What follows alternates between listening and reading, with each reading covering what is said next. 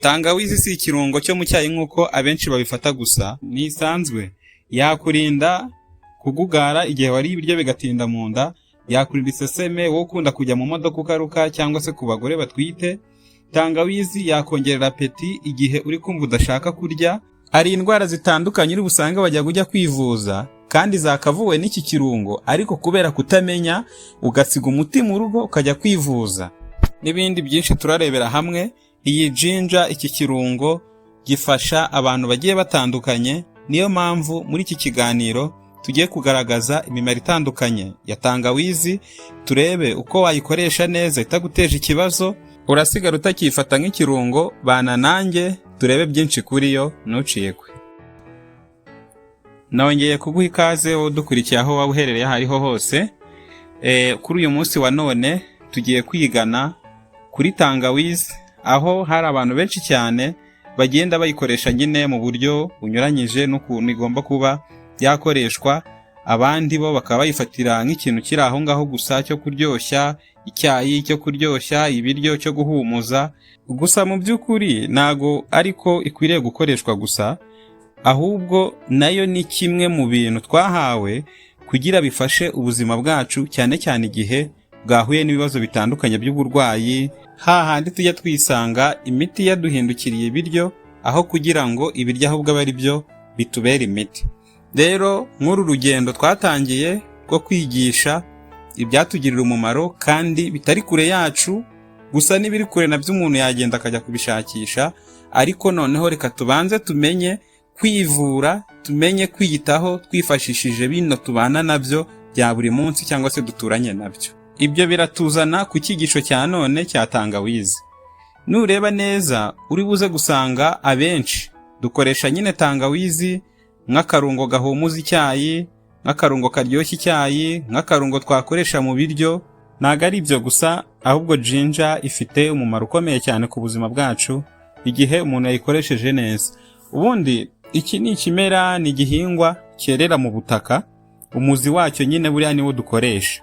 Rero akaba ari igihingwa gifite amankomoko muri Aziya, nk'Abahinde n'Abashinwa bo barayikoresha cyane, ariko ubona ko noneho ku isi hose, aho wajya hose wayihasanga, kubera ko bagiye basobanukirwa umumaro wayo, atari ibyo kuvuga ngo urayikoresha gutyo gusa bisanzwe. Aho usanga no mu mavuriro agiye atandukanye, cyane cyane nk'aya mavuriro avurisha imiti iri naturelle, nabo barayikoresha cyane tangawizi, kubera ko hari uburyo bayikoresha ari yonyine, hari uburyo bayikoresha bayivanze n'ibindi bigiye bitandukanye.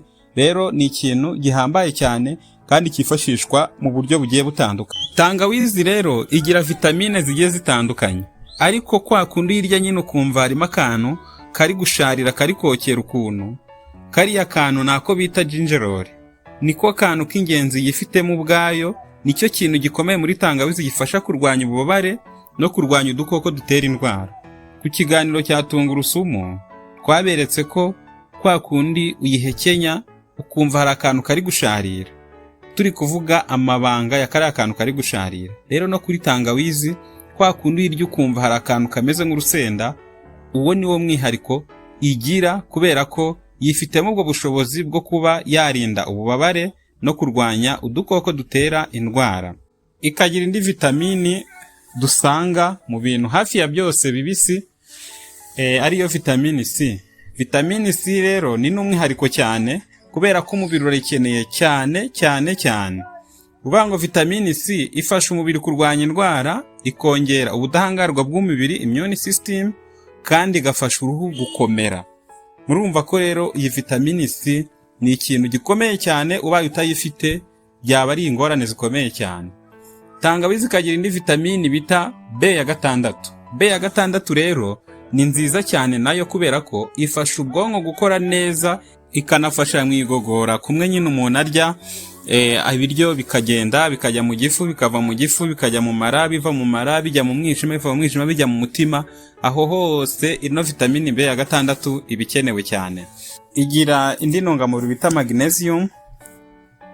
Iyi ntungamubiri nayo ifasha imitsi n'umutima gukora neza kandi ikagabanya uburibwe bw'imitsi. Ikagira potassium. Potassium nayo ifasha kugenzura umuvuduko w'amaraso no kurinda umutima. ikagiramo n'icyo bita antioxidante, yo dukunze no kujya tuyivugaho cyane. Bino biribwa nabyo bisa naho biba ari umwimerere, birayigira cyane.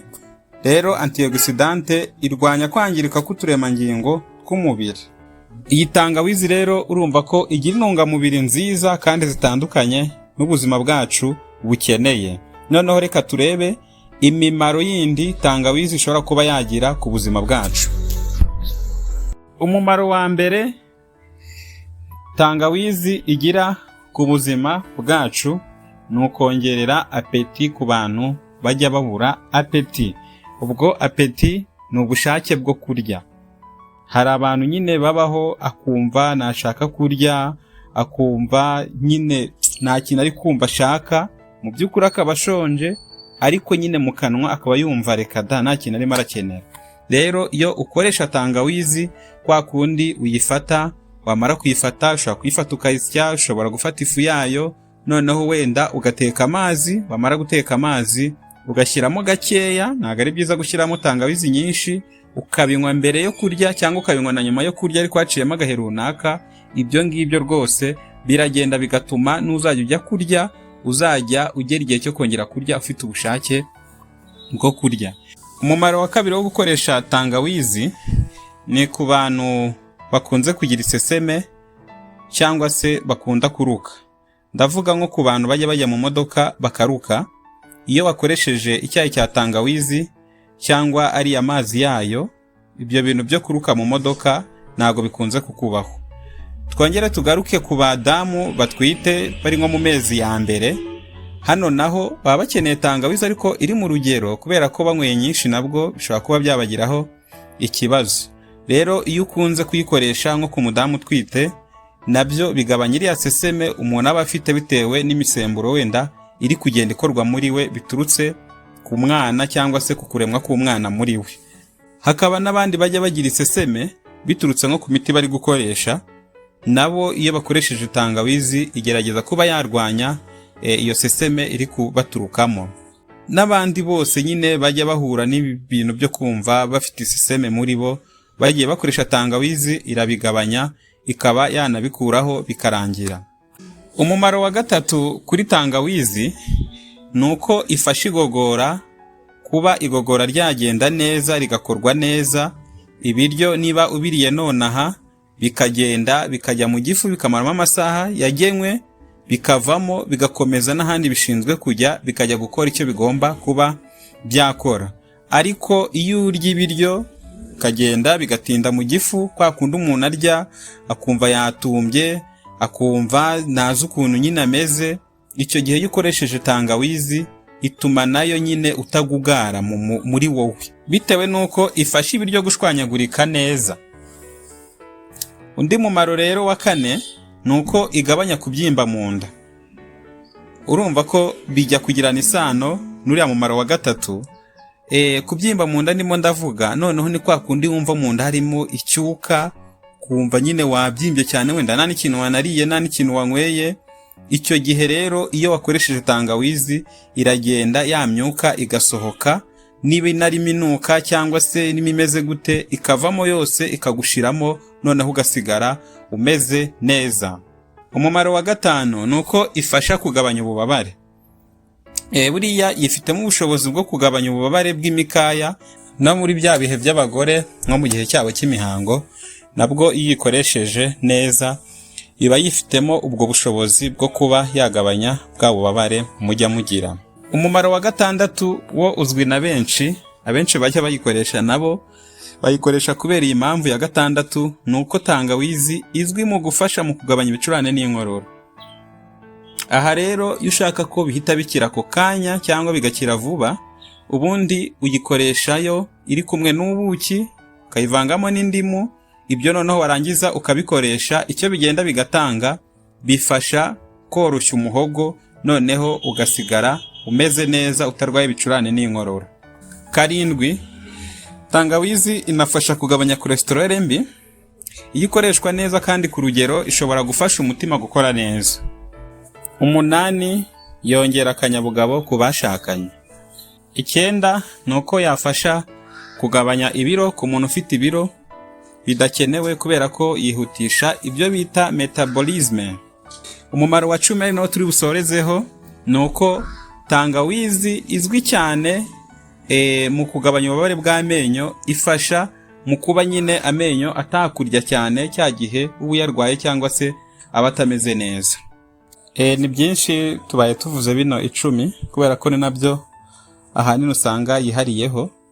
Noneho rero niba wabyumvise neza, hari uburyo nabwo ugomba kuyikoresha kugira ngo ibashe kuba yagufasha kuri biriya byose tuvuze. Ushobora kuyinywa mu cyayi, ntacyo bitwaye. Ikindi, tangawizi wayinywa mu mazi y'akazuyazi. Ushobora kuba wayifashe ukayisya cyangwa se ukaba ufite nk'ifu yayo n'ubundi, noneho kwa kundi amazi aba wayatetse ahiye ukayishyiramo, wamara kuyishyiramo ukaba uretse amazi akaba akazuyazi inarimo, ubundi ukayinywa. Ushobora kuyinywa mbere yo kurya, ushobora kuyinywa na nyuma yo kurya ariko haciyemo igihe runaka. Ibyo rwose biragenda bigatuma iriya mimaro yose tubonye n'iyindi myinshi cyane bibasha kuba byakora muri wowe. Gusa ntukarenze nk'itasi imwe cyangwa 2 ku munsi, kubera ko ibaye nyinshi nabwo mu mubiri ntabwo biba ari byiza, ishobora kuba yagutera ibibazo bigiye bitandukanye. Nk'uko twanabibonyeho, wayivanga n'ubuki, nabyo birafasha cyane, cyangwa se waba ufite n'indimu ukayikamuriramo, ibyo nabyo bituma biyongerera umumaro wayo. Hakaba noneho abantu batemerewe kuyikoresha cyane, cyangwa se bisabwa ko nyine habaho kwitonda cyane mu kuyikoresha kwayo. Hari abantu bafata imiti igabanya amaraso, abantu bafite umuvuduko mukeya hypotension, abafite ibisebe bikomeye mu gifu, n'abagore batwite. Ntago ari byiza ko bakoresha tangawizi buri munsi cyangwa buri kanya, ahubwo baba bagomba kujya bayikoresha bagasimbuka nk'umunsi umwe cyangwa se 2 bakongera kuyikoresha, ariko batayikoresheje bya buri kanya. Noneho no ku bandi bose badafite ibyo bibazo, ntago ari byiza rero kuba wayifata nabwo irengeje urugero, kubera ko ishobora kuba yagutwikira umutima cyangwa se ibyo bita heartburn. Ginger rero urumva ko ni ikimera, ni ikirungo gifite akamaro kanini, ariko igomba gukoreshwa neza mu rugero. Niba hari ikibazo, igitekerezo cyangwa se inyunganizi wagize, ubishyire muri comment. Niba utarakora subscribe uyikore kugira ngo nitujya dushyiraho bino biganiro bijye bikugeraho. Imana ikomeze kubana namwe, inabaha ubuzima bwiza. Dusubire ku bindi biganiro.